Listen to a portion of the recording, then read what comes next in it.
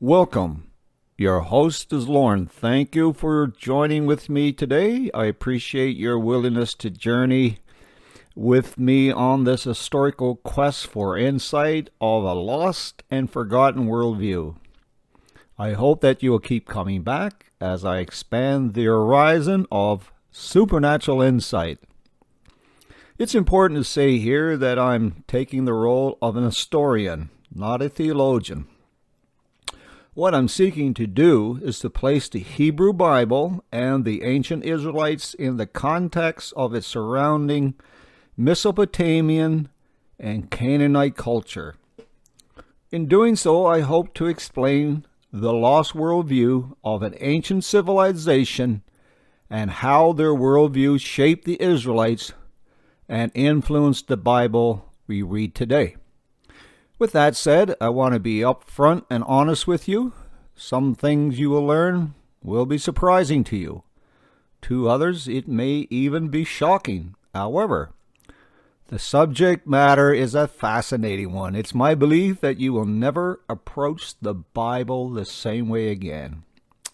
Now, I have a few objectives, an outline of objectives, and I want to cover those as a preliminary to the podcast.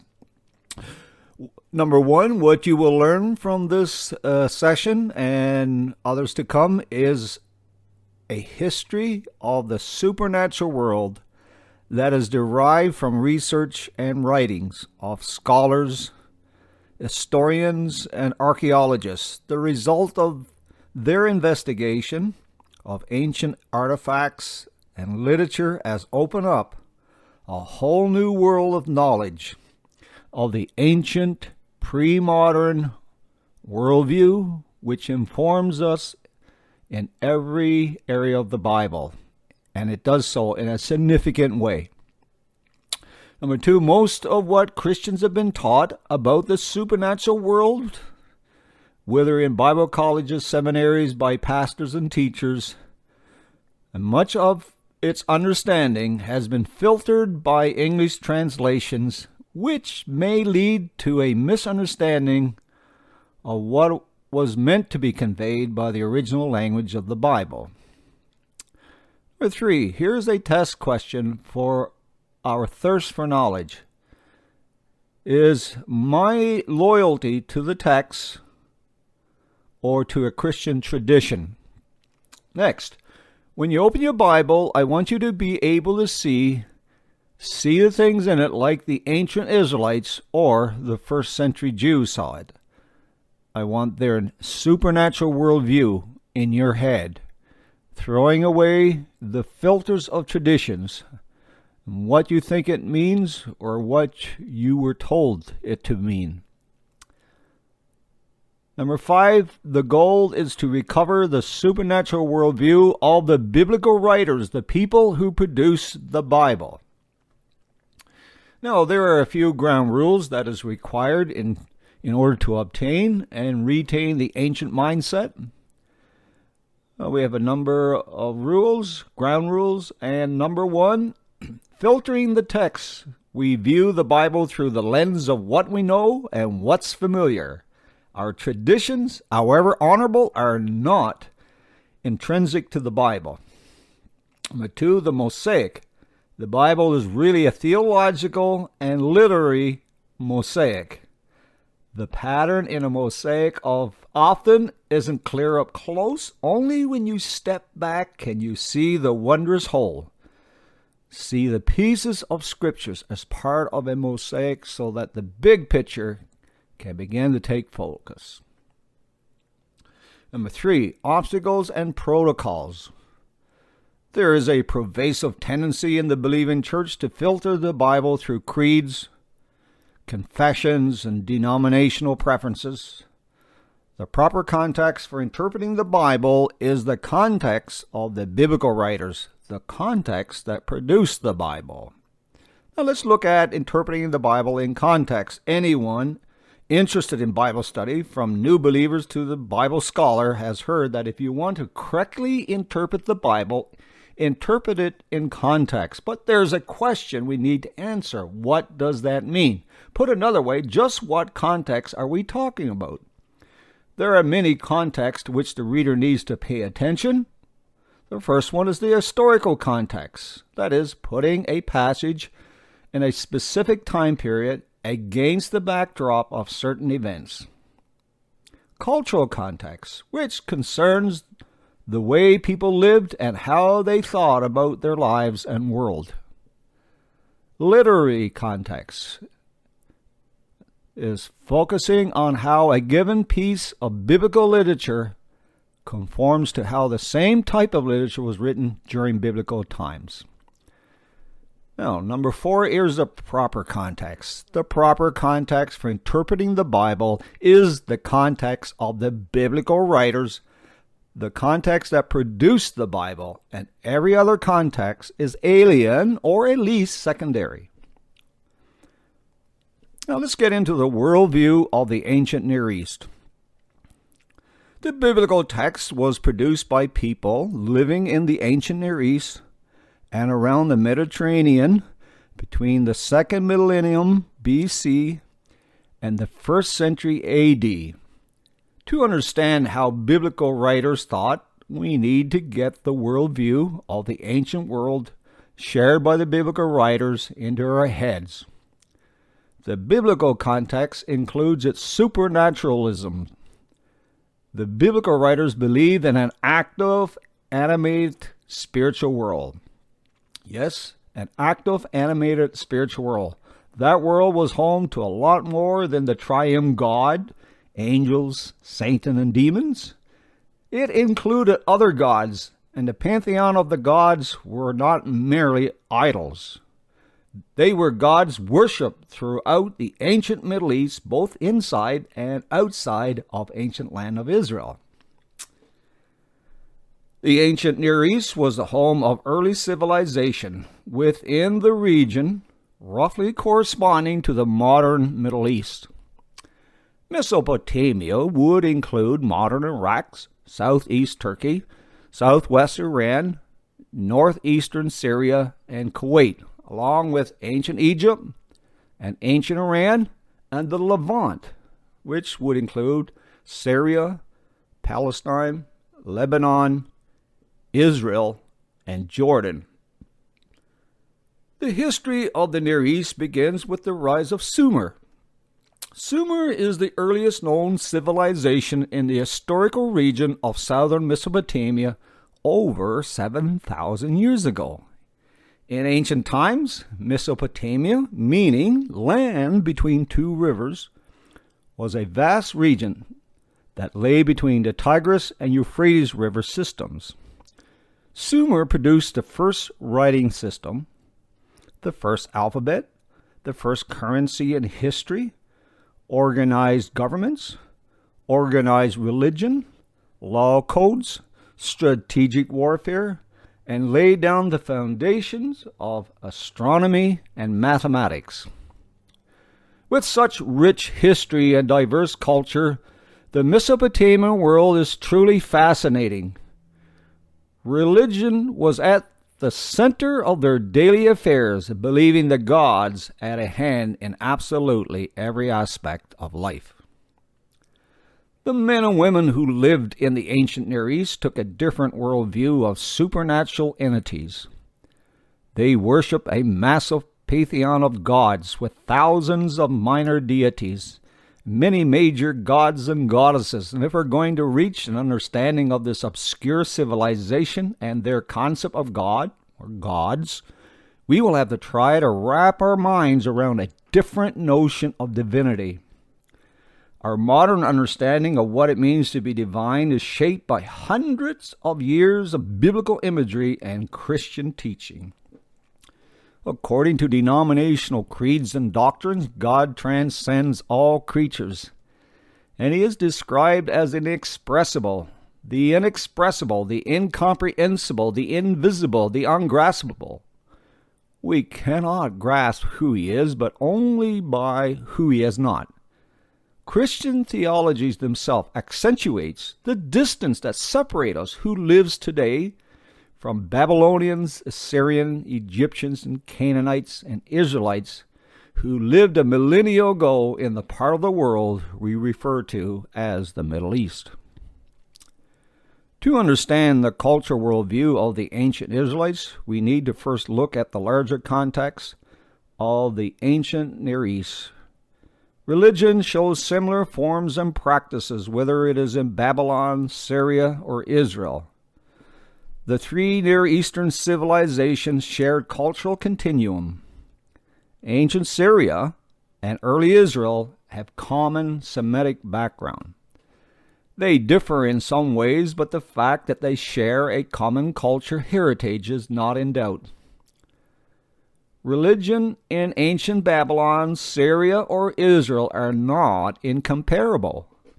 The biblical writers give an account of the prehistory of Israel in Canaan, the patriarchal age. Abraham, Isaac, and Jacob all lived out their lives in Canaan long before Israelite times. The Genesis story begins with creation, the flood, and the genealogies. The biblical account of Yahweh's people and their destiny begins in Genesis chapter 12 with the migration of Abraham from the city of Ur in Mesopotamia to the land of Canaan. So Abraham's story begins in Mesopotamia. The city of Ur came under the control of the Semitic-speaking Akkadian Empire, founded by Sargon the Great between the 24th and the 22nd century BC. This was a period when the Semitic-speaking Akkadians, who had entered Mesopotamia and gained control over the Sumerians, and indeed much of the ancient Near East.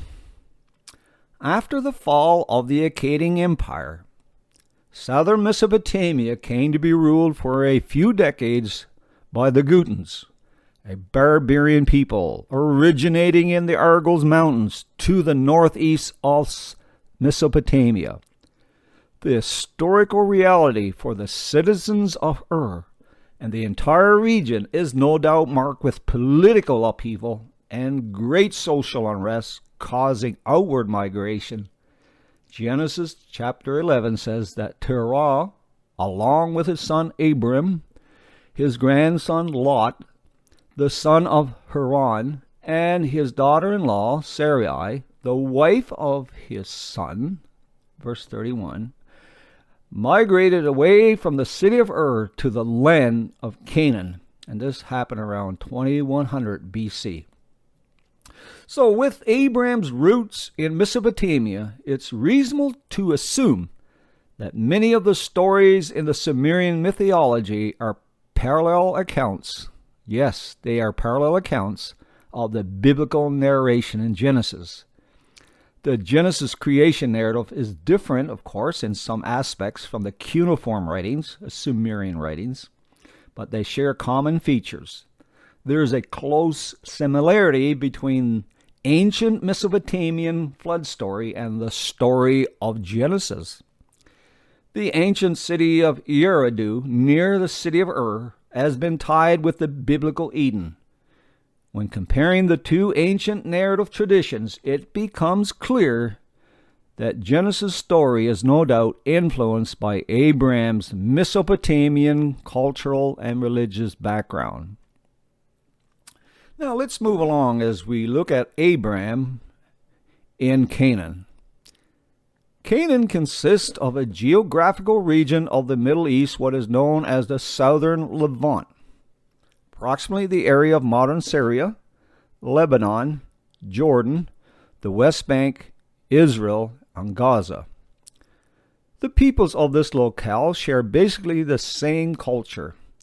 The term Canaanite, with all the various groups of people, which would include Canaanites themselves, Amorites, Israelites, Phoenicians, Ammonites, Moabites, and Edomites. All of these are closely related, indigenous West Semitic people. To say the ancient Israelites are a distinct people with a unique and religious culture within the mosaic of the Middle East is simply skewed. Let's examine the Israelites now and the Canaanites in their culture. An archaeological discovery in Syria has brought to light many ancient temple tablets of the Canaanite religion. The forgotten Canaanite city of Ugarit was discovered in 1928 that turned out to be an ancient seaport that was at its political, religious, and economic greatness around the 12th century BC. On excavation of the city at Ras Shamra, Syria, several clay tablets of cuneiform were found, all dating around 1200 BC. Although belonging to the Canaanite family, the Ugaritic cuneiform alphabet and consonant script is closer to the Hebrew Bible. Both in context and language, heroic stories in the Ugaritic and the biblical literature have much in common. The Ugaritic text shows certain cultural similarities with early Israelite material and thus provides some background regarding the development of the Israelite religion. Other tablets were written in an unknown Northwest Semitic language, and others found in the same location were written in other cuneiform languages. These languages are Sumerian, Akkadian, Hurarian, as well as Egyptian.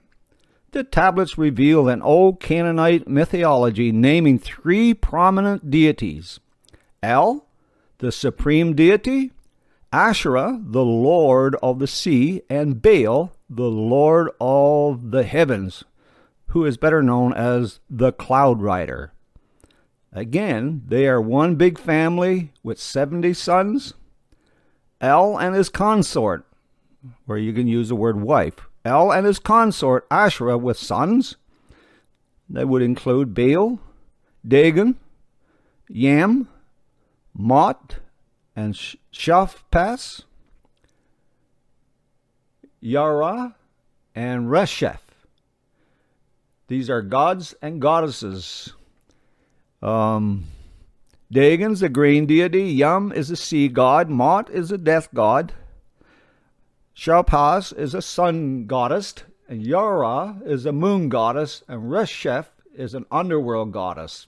And there are many more we can refer to. Now let's look at El's divine family. The category used in both Mesopotamian and Syrian texts refers to groups of deities as council or assembly. This feature is dominant in the Mesopotamian or Mesopotamia and Ugaritic texts. The divine council has 4 levels in the pantheon. The supreme position is held by El, who is presiding over the assembly and issuing decrees. The members of the assembly belong to divine household of El. Now, the concept of a divine family was deeply rooted in West Semitic thought world. The terminology of divine council and family are interchangeable concepts. For example, one text it says, the council of the sons of El, and in another it says, the circle of the sons of El. In general, the notion of family presents the pantheon as a cohesive religious reality. The pantheon is a large, multi-family household headed with a patriarch with several competing sons. In the top level of the pantheon is the parents and their children. The bottom 2 levels are made up of lesser-ranking gods serving in the household.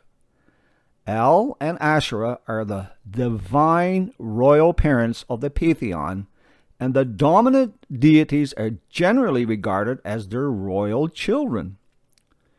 The divine children are the 70 sons of Asherah, who are all the leading members of the divine council.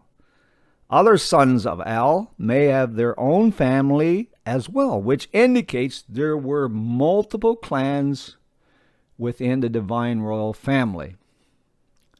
Of course, this divine family structure matches up with basic unit of Semitic society. A patriarch with multiple nuclear families with sons and other relations, as well as workers and slaves. The traditions between Canaanite and Israelite is to a great extent centered upon the religion of the patriarchs. The reference in Genesis, the God of Abraham, the God of Isaac, the God of Jacob, indicate that the deity was worshipped by the family or clan. The clan deity was later identified as God Almighty, El Shaddai. Clearly, the patriarchs called their God El, but under different titles. Thank you for listening.